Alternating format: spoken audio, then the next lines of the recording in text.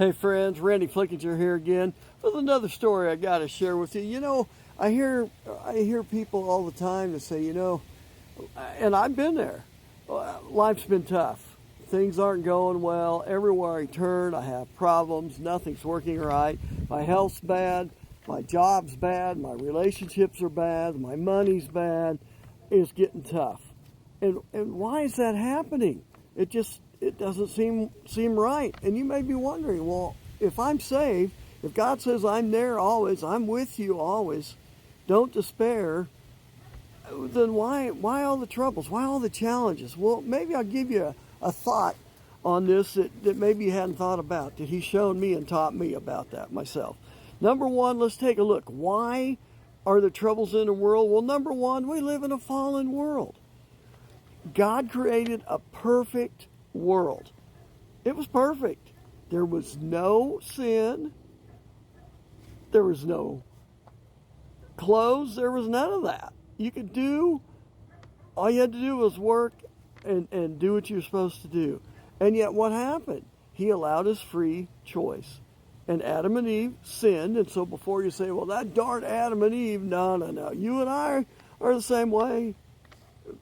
Didn't make any difference. They just happened to be first. But the bottom line is, it's a fallen world.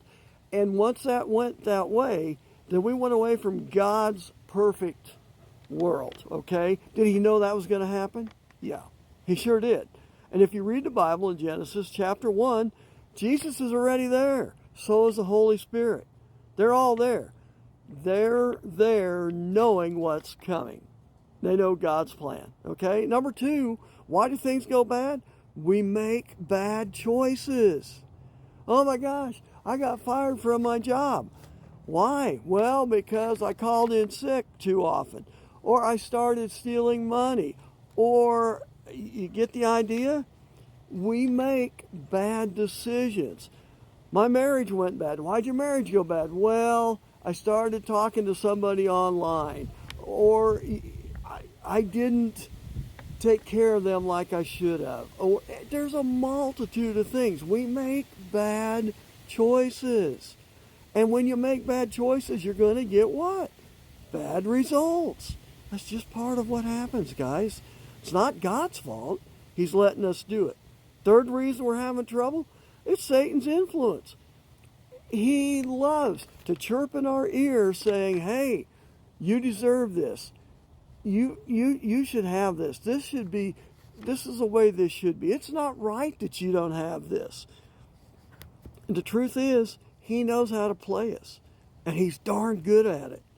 And he gets us to make bad decisions and bad choices. Okay? But the fourth thing, this is the fourth thing that I really wanted to hit on. It strengthens us for the future. Well, so why? What's that matter? A lot.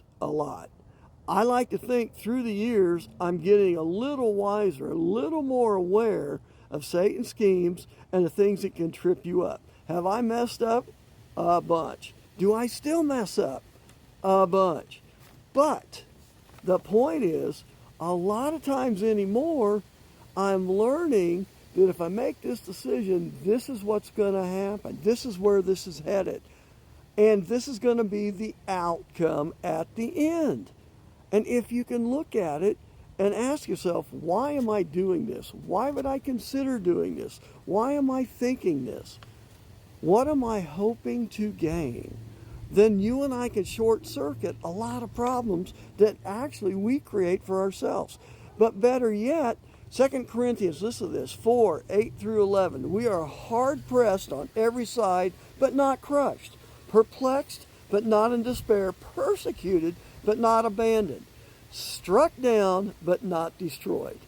We always carry around in our body the death of Jesus, so that the life of Jesus may also be revealed in our body. So when things are going bad, whatever you go through, stick with it. He's with you. He knows what you're going through, but He is preparing you, A, to make better decisions in the future, but B, and be looking for this, for Him to bring alongside you people, someone else into your life that needs to hear your story so that you can help them with what God has shown you in your life. You get it? You get to experience it so that you can share the strength of Jesus Christ for someone else who's going to be going through something similar. God will bring them into your life if you pay attention, if you quit feeling sorry for ourselves, because we all do. I'm terrible about it. But he tells you, no, I'm preparing you to help share my word, my strength, my faithfulness with others. That's cool. You and I get to be teachers, messengers for Jesus Christ, for God, of how he handles the trials and tribulations of this life. If you're having trouble, celebrate, seek him, seek his ways, and know that he is preparing you for what's ahead in your life and very possibly for someone else that's coming into your life who needs to hear your story. Thanks for listening, guys. Save this, repost it, keep it as a favorite, whatever works for you. I love hearing your comments, love hearing from you. But bottom line is, know that the God we serve is always in control. No matter how tough things get, he's there. He doesn't abandon you. He loves you. Thanks for listening, guys. Bye-bye.